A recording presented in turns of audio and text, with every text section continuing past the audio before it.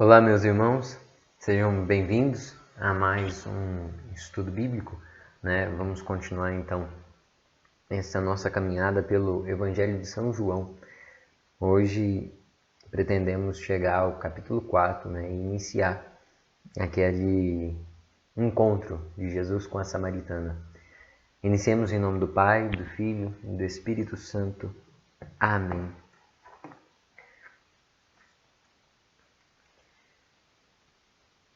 Pedir a fortaleza. Não existe santidade, Senhor, se retirardes a vossa mão. De nada serve a sabedoria, se não fordes vós a dirigi-la. De nada serve a valentia, sem a vossa proteção. Se nos deixardes, afundaremos e no fundo bateremos. Se virdes, nós nos ergueremos e viveremos.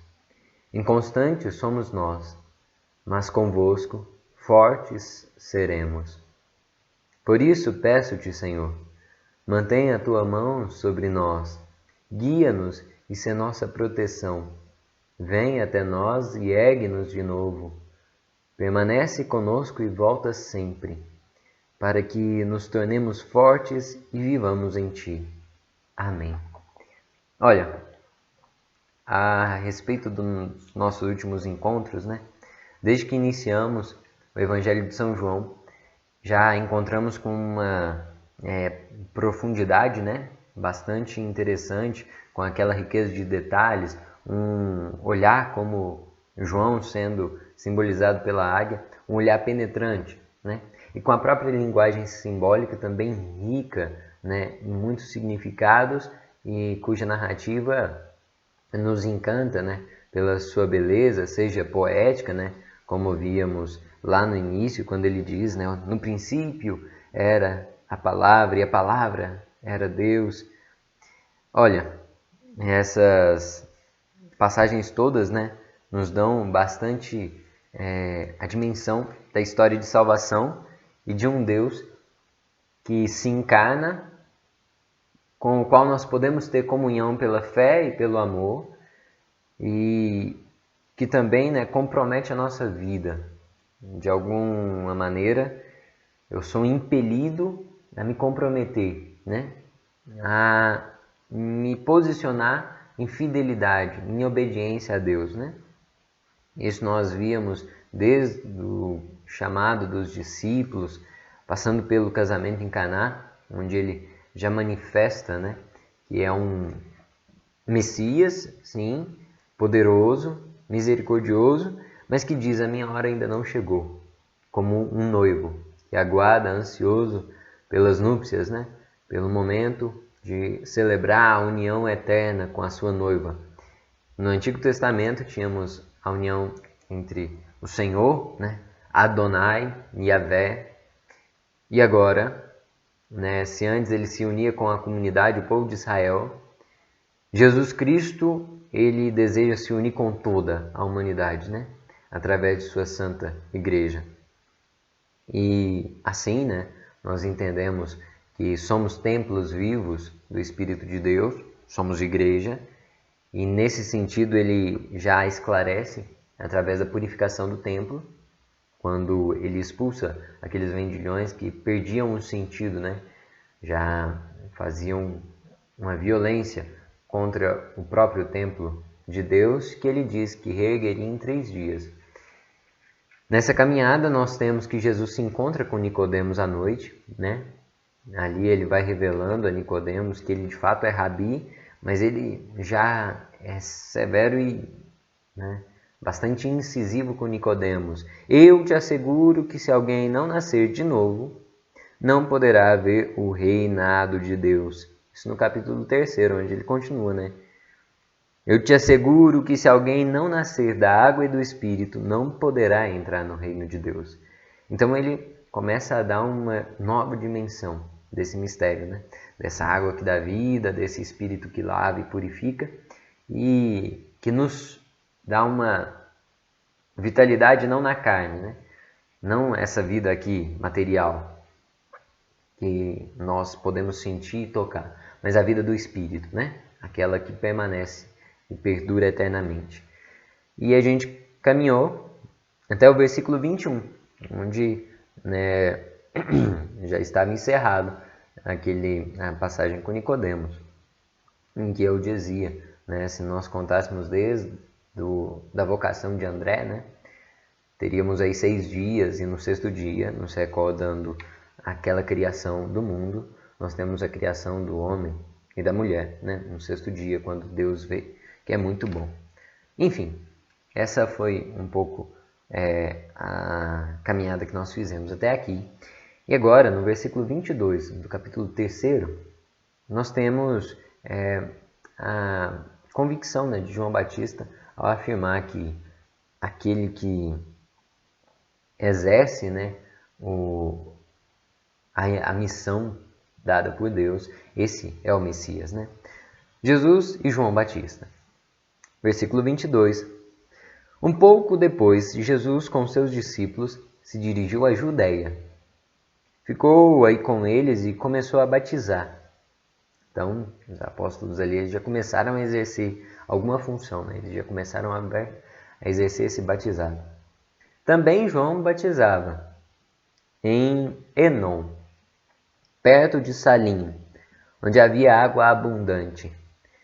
A multidão acorria e se batizava. Então, João ainda não estava na prisão, né? Versículo 24. Versículo 25. Surgiu uma discussão dos discípulos de João com um judeu a propósito de purificações. Foram a João e lhe disseram: Rabi, aquele que estava contigo na outra margem do Jordão e quem deste testemunho está batizando e todos vão a ele. João respondeu: Ninguém pode arrogar-se coisa alguma se Deus não a conceder. Vós sois testemunhas do que eu disse. Eu não sou o Messias, mas me enviaram à frente dele. Quem tem a noiva é o noivo. Aquele que o ouve alegra-se por ouvir a voz do noivo. E nisso consiste minha alegria completa. Ele deve crescer e eu diminuir. Olha a sutileza de João Batista. Ele já diz, eu já falei que eu não sou o Messias. Eu já disse também que eu vim antes dele. Em outras palavras, olha, ótimo que alguém batize e ele de fato o faz por possuir alguma autoridade. Se eu não sou o Messias, ele pode muito bem ser o Messias. E ele insiste naquela máxima que nós sempre nos recordamos de João Batista, que ele cresça, né? Ele deve crescer e eu diminuir, versículo 30. Olha, São João está dizendo exatamente, né? Que bom, né? Se o Messias está no meio de nós, minha alegria é completa. Completa significa plena, né? Dá uma ideia de perfeição. É como se ele já percebesse que a sua missão estava chegando no ocaso, no fim. Então, João Batista, nesse momento, ele manifesta uma profunda humildade, né? Ele não deseja aparecer mais do que a própria obra que é de Deus. E ali ele também se entrega à providência divina. Por outro lado, um terceiro elemento interessante, né? Além dessa humildade que se entrega à providência, é que ele sabe o momento de sair de cena, por assim dizer. E assim nós vemos como que a própria condução da história é providencial. Porque João Batista ele haverá de ser preso, né? Nisso é uma situação trágica, né, para São João Batista, porque a gente sabe que Herodíades vai acabar pedindo, né, a cabeça de João Batista e assim ele sofre o seu martírio. Mas ainda assim, martírio é testemunho, né? Martírio é exatamente a palavra que significa testemunho. Então ele pôde dar testemunho e fazer o que ele sempre fez em vida, né? Que ele cresça e eu diminua. Aqui, esse movimento, né, mostra que Jesus, ele começava a reunir, né, o povo em torno de si com o batismo, que já não era mais só de conversão, né, porque o batismo de João era de conversão, mas Cristo já realiza aquilo que ele dizia a Nicodemos, né? Batizar na água e no Espírito. Esse é mais do que um batismo de conversão. Realmente, né, efetivamente, a transformação e nos inspira, né, uma vida que é divina, né?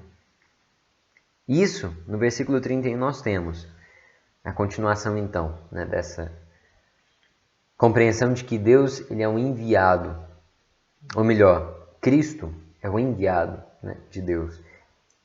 Quem vem de cima está acima de todos. Quem vem da terra é terreno e fala das coisas terrenas. Quem vem do céu está acima de todos. Ele testemunha o que viu e ouviu, e ninguém aceita seu testemunho. Quem aceita seu testemunho acredita que Deus é veraz. O enviado de Deus fala das coisas divinas, pois Deus não dá o Espírito racionado. O Pai ama o Filho e põe tudo em suas mãos. Quem crê no Filho tem a vida eterna. Quem não crê no Filho não verá a vida, pois nele permanece a ira de Deus. Aqui ele esclarece o que já vinha sendo dito anteriormente lá a Nicodemos, né? E nesse sentido, é interessante que o que nos mostra aqui é a visão trinitária. A visão trinitária, né? O Pai que ama o Filho confia-lhe tudo, né? Essa ideia de herança de um pai que confia tudo nas mãos do Filho. E por outro lado, o Filho, ele recebe o Espírito em plenitude. E por isso ele é enviado, né? Então, o Filho que recebe o Espírito, ele é ungido. E para isso, a palavra Cristo. Né? Se Jesus é Deus salva, Yeshua, em hebraico, nós temos que Christos é ungido, né? Kyrios, né? Senhor, também nos remete a essa ideia, mas é mais especial a relação de Cristo com a nossa palavra em português, crisma, crismado, né? Essa ideia de que recebeu a efusão, né, do Espírito Santo. E o Filho, cheio do Espírito, dá testemunho do que viu e ouviu nas coisas celestes. Então, o homem que acolhe esse testemunho pela fé, né, ele é inserido nessa vida divina. Percebem? Olha, o Pai, ele ama o Filho. E ele dá o Espírito como a unção. Ele dá a unção viva e divina do seu Santo Espírito ao Filho. E o Filho, né, enviado com esse Espírito que transborda, ele dá testemunho do que viu e ouviu. Então ele dá testemunho da vida celeste. Aquele que crê nesse testemunho, ou seja, eu e você, somos inscritos nessa comunidade de amor, de um Deus que ama um filho, de um filho que responde a esse amor, né, obediente à missão que recebeu, cujo vínculo de amor é o próprio Espírito Santo, que transborda e também é derramado em nossos corações, né? E o Espírito Santo que nos foi dado, ele faz com que nossa alegria seja plena e nossa esperança se torne também repleta de sentido. É assim que nós entendemos que aquele que não nasce, né, da água e do Espírito, como ele dizia, esse que não crê, né, que não recebe essa vida nova, de um homem novo, ele continua como um homem velho. E esse, como nós vimos no versículo 18, esse não será julgado, né? Na verdade, nós não somos julgados pelo Filho. Nós, se rejeitamos e não cremos nele, nós já nos condenamos, né? Já encontramos ali a nossa sentença.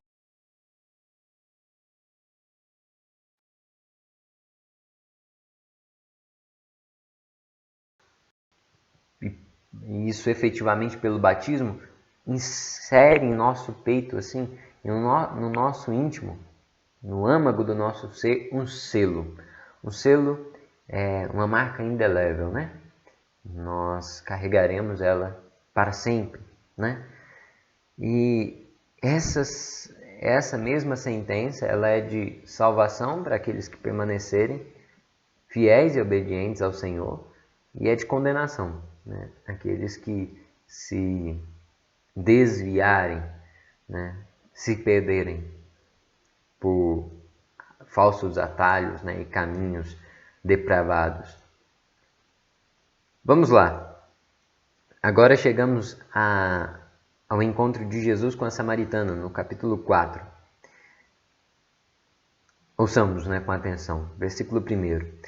Os fariseus ficaram sabendo que Jesus ganhava mais discípulos e batizava mais que João. Olha, aquilo que nós temos acabado de ler, né? Os discípulos ali, André, né? João, talvez, já estavam ali batizando, né? E os fariseus souberam disso. Versículo 2. Se bem que fossem seus discípulos que batizavam, e não Jesus pessoalmente. Mas quando soube disso, Jesus abandonou a Judéia e se dirigiu novamente para a Galiléia. Olha, ele percebeu que já incomodava os fariseus. Nesse momento ele já deixa um pouco, né, a poeira baixar, por assim dizer. Ele sai da Judéia, ali onde João batizava também, e ele vai para a Galiléia, né? Ele vai para a sua terra, por assim dizer, né? Versículo 4. Tinha de atravessar Samaria. Chegou então a uma aldeia da Samaria chamada Sicar, perto do terreno de Jacó, que dera a seu filho José.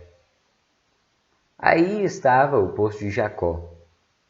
Jesus, cansado da viagem, sentou-se tranquilamente junto ao poço. Era meio-dia. Olha, não era noite, como aconteceu com Nicodemos. Esse encontro aqui é diferente. É ao meio-dia. Chega uma mulher da Samaria para tirar água. Jesus lhe diz: dá-me de beber. Olha a profundidade disso. Imaginem o susto que essa mulher levou quando viu um judeu falando com ela, né? Os discípulos tinham ido à aldeia comprar comida, né? Eles tinham ido lá a Sicar comprar comida. A samaritana lhe responde: como é que tu, sendo judeu, pedes de beber a uma mulher samaritana? Os judeus não se dão com os samaritanos. Jesus lhe respondeu: se conhecesses o dom de Deus e quem é que te pede de beber, tu pedirias a ele e ele te daria água viva. A mulher lhe diz: Senhor, não tens balde e o poço é profundo. De onde tirarias água viva? Acaso és maior que o nosso pai Jacó, que nos deixou o poço, do qual bebiam ele, seus filhos e rebanhos? Jesus lhe respondeu: aquele que beber esta água voltará a ter sede. Quem beber a água que eu lhe darei, jamais terá sede. Pois a água que lhe darei se transformará dentro dele em manancial que brota dando vida eterna. Versículo 15. Diz-lhe a mulher: Senhor, dá-me dessa água, para que eu não tenha sede e não tenha de vir aqui para tirá-la. Diz-lhe: vai, chama teu marido e volta aqui. A mulher lhe respondeu: Não tenho marido. Diz-lhe Jesus: Tens razão em dizer que não tens marido, pois tiveste 5 homens, e tampouco o de agora é teu marido. Nisso disseste a verdade. Diz-lhe a mulher: Senhor, vejo que és profeta. Nossos pais prestavam culto neste monte. Vós, ao contrário, dizeis que é em Jerusalém que se deve prestar culto. Jesus lhe diz: Crê em mim, mulher. Chega a hora em que nem neste monte, nem em Jerusalém se prestará culto ao Pai. Vós prestais culto ao que desconheceis. Nós damos culto ao que conhecemos, pois a salvação procede dos judeus. Mas chega a hora, e já chegou, em que os que prestam culto autêntico prestarão culto ao Pai em espírito e de verdade. Tal é o culto que o Pai procura. Deus é espírito, e os que lhe prestam culto haverão de fazê-lo em espírito e de verdade. Diz-lhe a mulher: Sei que virá o Messias, isso é, Cristo. Quando ele vier, nos explicará tudo. Outro momento de espanto, meus irmãos. Diz-lhe Jesus: Sou eu, aquele que fala contigo.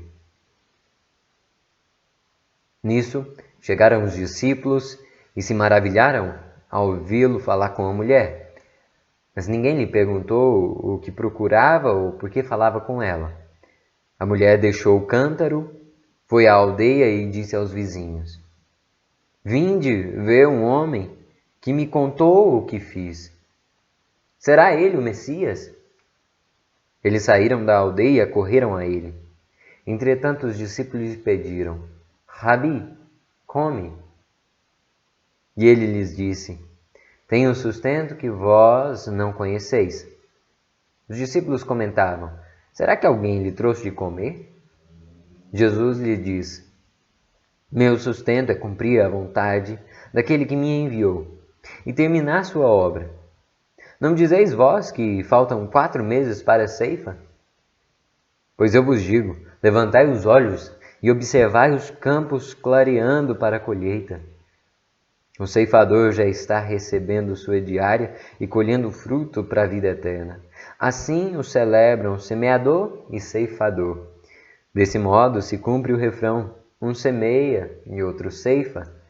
Eu vos enviei para colher onde não trabalhastes. Outros trabalharam e vós entrastes para tirar proveito de suas fadigas. Nessa aldeia muitos creram nele pelo que a mulher contara, afirmando que lhe tinha dito tudo o que fizera. Os samaritanos acorreram a ele e lhe pediram que ficasse com eles. Permaneceu aí 2 dias. Muitos outros creram por causa das palavras dele e diziam à mulher: Já não cremos pelo que nos contastes, pois nós mesmos escutamos e sabemos que este é realmente o Salvador do mundo. Passados 2 dias, transferiu-se dali para a Galiléia. O próprio Jesus havia declarado: um profeta não recebe honras em sua pátria, em sua própria terra. Quando chegou a Galiléia, o receberam os galileus, que tinham visto tudo o que fez em Jerusalém durante as festas, pois também eles tinham ido à festa. Palavra da salvação, glória a vós, Senhor.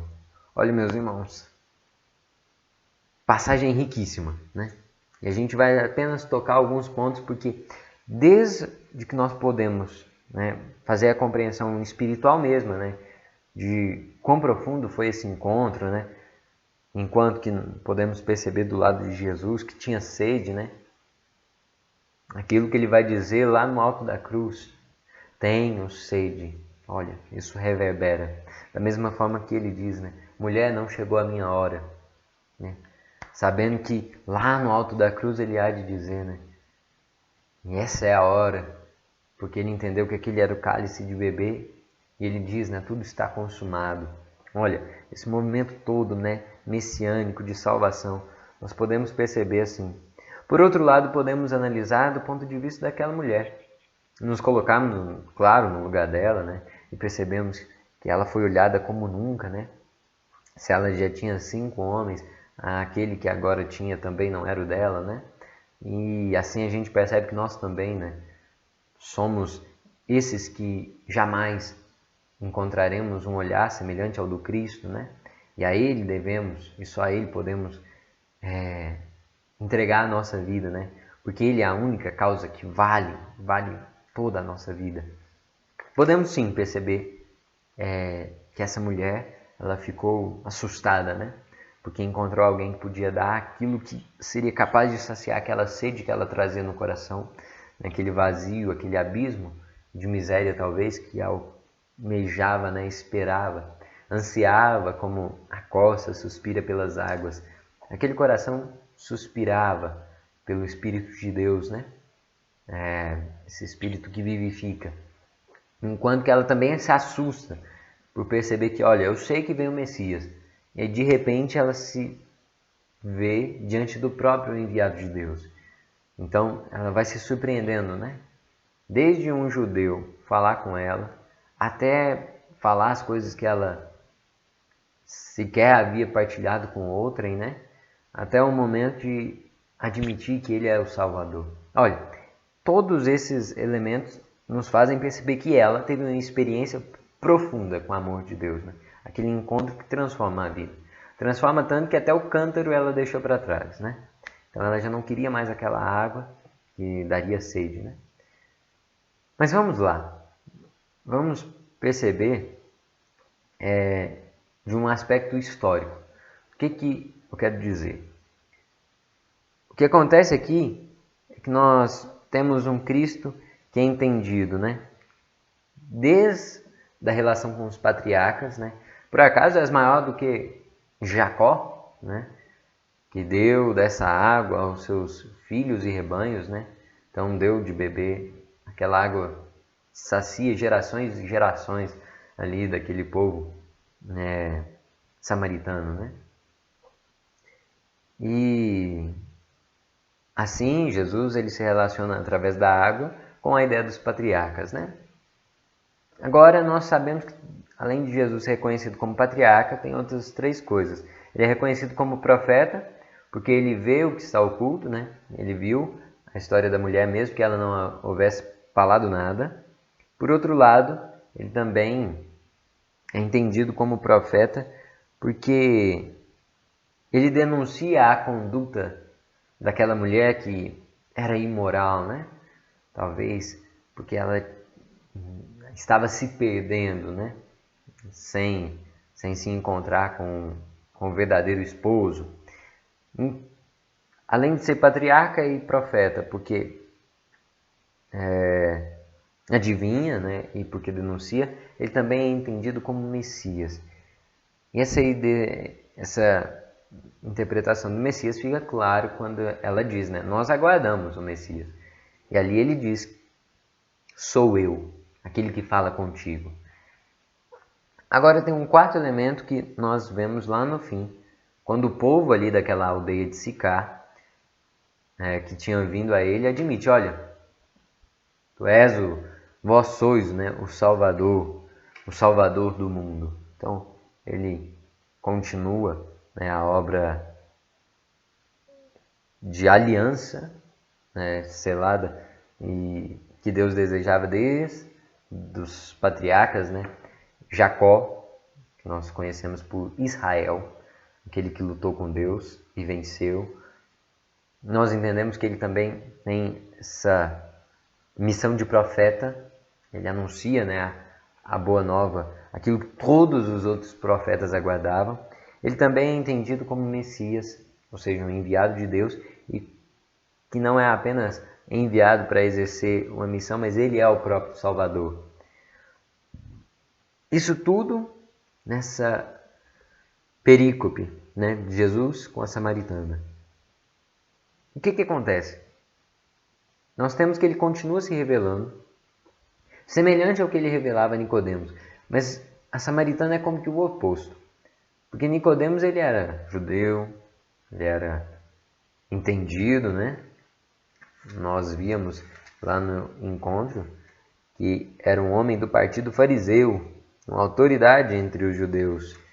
Então, ele era um homem reconhecido, de boa fama, né? Que de alguma maneira tinha uma certa apreensão em relação a Jesus, né? Ao que os outros, ele tinha um certo temor humano, né? O que vão pensar de mim? O que aquele medo do julgamento alheio, né? O que os outros vão dizer se virem que eu estou conversando com Jesus, né? Esse Nazareno. E aí ele vai se encontrar com Jesus à noite, né? Enquanto que a mulher ela acaba se encontrando com Jesus de dia. Naquele outro momento era Nicodemos que interpelava Jesus, né? Dizendo Rabi, enquanto que agora é Jesus quem diz à mulher, né? Ela que não é nem judia, nem tampouco homem, né? Então, todos os elementos ali já mostram que Jesus, ele como que supera qualquer limite para manifestar a salvação que ele trouxe, né?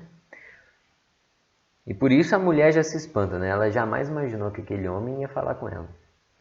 E depois, além de falar, ele não fala qualquer coisa, mas ele diz, né? Dá-me de beber. É ele quem se coloca numa situação de sujeição a ela, né? Esperando essa ajuda. E aqui, essa situação toda, né? Que vai numa passagem, né? Desde o momento ali da água viva, passa pela questão do casamento, né? Chega lá na ideia da colheita, né? Quando ele diz para os discípulos, né? Erguerem os olhos e perceberem que os campos já estão ficando dourados. Isso tudo reforça algo que nós temos visto, né, ao longo do Evangelho de São João. Desde a ideia da água, lá no início daquele primeiro sinal, nas bodas de Caná, se recordam? Naquele momento ele estava num casamento, olha, casamento, transforma água em vinho e fala de uma colheita, né? Então, ele vai vendo que a hora está chegando. Mas aqui, ele não transforma mais a água em vinho, né? Ele já supera essa passagem de transformar a água em vinho. Ele diz já, eu sou aquele que pode te dar a água da vida, né? A água viva, né? E assim, ele também já recorda aquilo que nós temos desde o início do Evangelho, de um Messias esposo, né? E, por fim, ele diz daquela colheita. Percebem que em tudo isso a gente tem uma tensão? Jesus está falando de uma coisa e quem está conversando com ele pensa outra. Exemplo, Jesus estava falando com Nicodemos que tinha que nascer de novo, Nicodemos estava achando que tinha que nascer como se tivesse que entrar na barriga da mãe, né? Não tinha entendido. Um pouco antes, quando ele purifica o templo, ele fala, vou reerguer esse templo em 3 dias. O povo acha que ele estava falando do templo de Jerusalém e ele estava falando do templo do próprio corpo. Em cada uma dessas passagens, né, nós vamos vendo que o povo tem dificuldade em compreender, porque ele diz de uma realidade enquanto que o povo espera outra, né? Isso aconteceu lá no início, no primeiro capítulo já, da conversa com Natanael, enfim. Com a samaritana não é diferente, né? Ela fala, mas então me dá dessa água de beber, porque eu não vou precisar voltar aqui para tirá-la do poço, né? Olha só. A gente já vê que ela foi surpreendente, né? Porque de cara ela já está acolhendo aquilo que Jesus está dizendo. Mas ela ainda não é capaz de entender, né, plenamente o que isso significa. E ela ainda pensa materialmente, né? Ainda pensa na carne. E eu não vou precisar voltar. Quando na verdade ele diz de uma água que não sacia a sede aqui apenas nessa terra, mas é uma água que dá fecundidade para a vida eterna. Lembram de um símbolo que eu dizia sempre? Da criação? Que aqui em Jesus a gente tem uma nova criação, uma aliança eterna. Tudo isso está aparecendo aqui. Por quê? Essa vida eterna é como Jesus criando, né? Sendo meio de criação de uma humanidade que não vai viver para acabar morrendo e perecendo, né? Fruto do pecado original, mas que terá a vida eterna lá no paraíso, né? Isso é o que ele deseja para essa mulher. Mas eu gostaria de dizer que nós temos profetas no Antigo Testamento. E nós temos um primeiro profeta,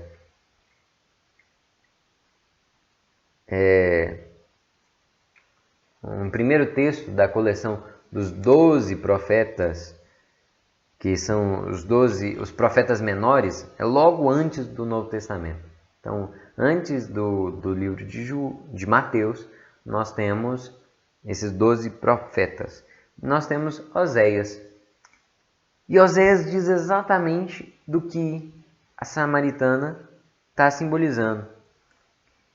E é muito impressionante, porque tudo aquilo que Oséias dizia a respeito de Israel, nós vemos como que exemplificado e presentificado na vida daquela mulher.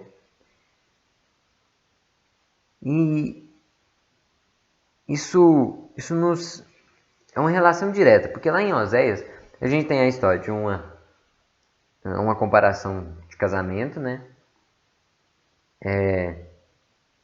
E um casamento que a mulher, ela como que se adultera, né? E tem os filhos desse casamento adúltero. E isso também é presentificado exemplificado com a própria vida, né, do profeta Oséias. Ali nós temos uma tensão, porque a mulher, ela que se prostitui, por assim dizer, é o povo de Israel que adora falsos deuses, né? E assim, o casamento é a relação do povo com Deus. E o povo já não estava merecendo mais a misericórdia de Deus, ou como que já não se submetia como o povo de Deus, né? Como o meu povo. Então tem a ruptura do matrimônio. Isso a gente vê no primeiro capítulo. E depois no segundo capítulo, essa esperança de uma nova aliança. A mulher samaritana aqui, ela tinha os maridos, mas ela responde bem, porque diz que não tem marido. E de fato, porque nenhum deles era. Mas há uma esposa mesmo, ela deve se entregar ao único marido, que é nosso Senhor. E isso que está lá no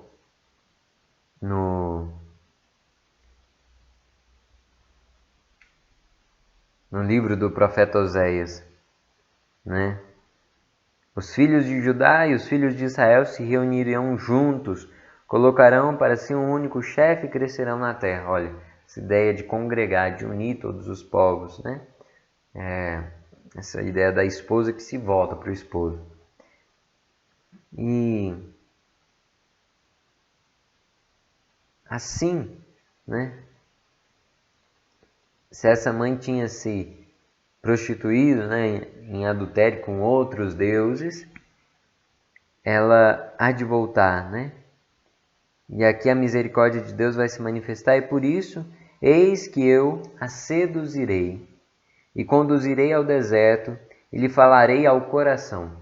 Olha, isso é Oséias, capítulo 3, versículo 16.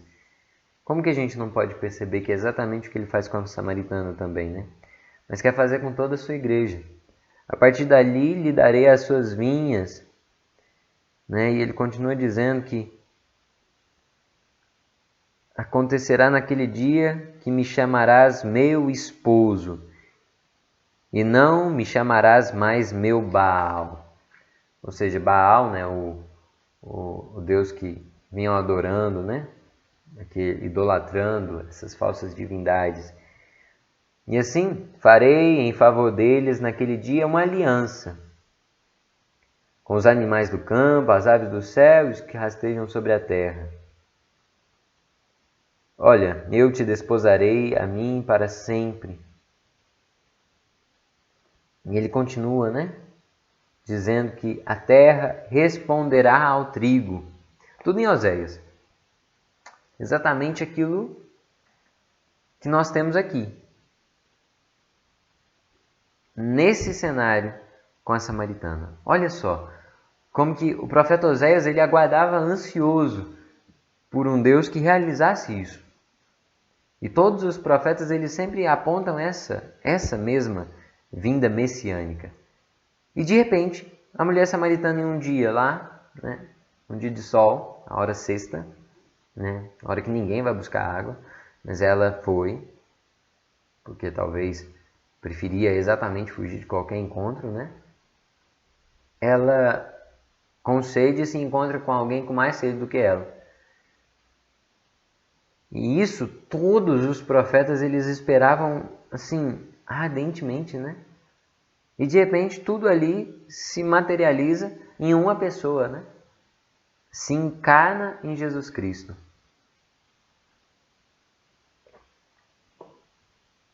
Tremendo é o paralelo, que não é apenas casual, né?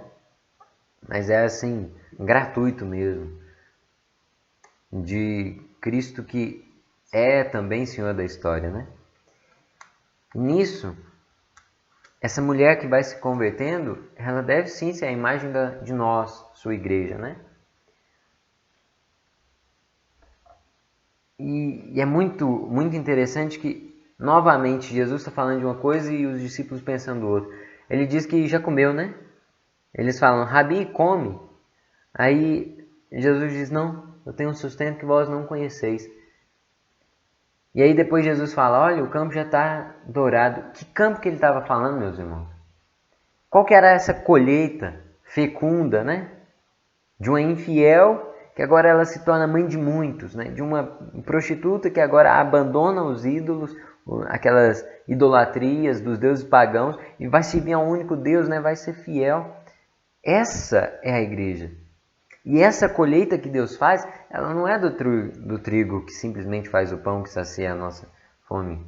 Mas é uma colheita superior, que é a colheita desejada por Cristo. Né? De vir visitar a sua vinha e encontrar frutos. Né? Ou seja, somos eu e você. A colheita que Cristo realmente deseja é aquela das nossas almas. A sede que ele diz no alto da cruz, tenho sede. Não foi saciada ali com vinagre. A sede que ele tinha era da salvação do gênero humano. Isso causa uma profunda sede. Né? A ponto de que até os lábios ressequidos aguardam ansiosos por essa salvação. E quando ele viu essa mulher samaritana se convertendo, né? Tendo essa metanoia, né? Essa mudança de mente, ou seja, não foi superficialmente, mas é aquilo que ele dizia, né? Os verdadeiros adoradores, eles hão de adorar em espírito e em verdade. Olha, essa mulher aqui estava fazendo exatamente isso. Né? Há um movimento de mudança de vida ali. E ela vai dizer ao povo, né? Vim de ver um homem que me contou o que eu fiz. Será ele o Messias? Olha, para ela falar isso para todo o povo lá de Sicar, me parece, né? E a leitura vai nos mostrando isso, né? Ela diz assim, será ele o Messias? No fundo do coração ela já sabia que era, né? E é isso que nós percebemos na leitura. Ela dizia aquilo ali para que eles fossem lá e verificassem. E o que de fato acontece, olha, já não cremos pelo que nos contaste, mas porque nós escutamos e sabemos que é realmente o Salvador do mundo. Então, ela já sabia, o povo ali se converte, e isso é aquilo que mais dá saciedade, gratidão e alegria a nosso Senhor. A ponto de que ele nem precisa do alimento que os apóstolos foram buscar. Pergunta, qual que é o alimento que Deus come? Que Jesus se alimenta? Fazer a vontade do meu Pai. Aí a gente entende a humildade de Cristo. Porque se ele estivesse fazendo o que quer, não, ele estava fazendo a vontade do Pai. Isso é o que o alimenta, né? Olha, nós temos muito para meditar, né? Espero que possamos passar aí os próximos dias saboreando essa passagem, voltando e revisitando e buscando compreender, né? Como que essa ação messiânica de Jesus, né? Já faz com que todo o movimento desse casamento vá se realizando, né? Agora ele não transforma mais a água em vinho. Ele salta o próprio símbolo da alegria e já vai direto ao que interessa, né? Por assim dizer. E aquela samaritana, ela acolhe, né? Ela abre ali o coração em uma confissão sincera e vai, né, testemunhar. Ela vai contar ao povo, e aquele povo da Samaria se converte. O povo da Galiléia não é assim tão aberto, né? Que nós possamos ser assim. Em um verdadeiro encontro com Cristo, sem véu, né? Sem sombras, ao meio-dia, onde não há sombra, nem escuridão da noite. Nos encontrar com essa luz verdadeira e deixar que a própria verdade, ela brilhe diante de nós, né? Porque assim nós poderemos também brilhar no fim dos tempos como um trigo maduro, pronto para ser colhido e levado ao céu. Amém? Então, concluamos, né? Possamos dizer, né? Jesus, filho de Davi, tem misericórdia de mim. Iluminai os meus olhos para que eu encontre o caminho para vós. Firmai os meus passos para que eu não me desvie do caminho. Abri minha boca para que eu fale de vós. Vós desejais que eu ame os meus irmãos. Fazei com que eu os sirva, de tal modo que eles encontrem a salvação e alcancem a vossa glória. Amém. O Senhor nos abençoe, nos livre de todo mal e nos conduz à vida eterna, em nome do Pai, do Filho e do Espírito Santo. Amém. Uma alegria poder partilhar e até o próximo encontro para continuarmos, né, saboreando esse belíssimo evangelho do evangelista São João. Tchau, tchau. Fiquem com Deus.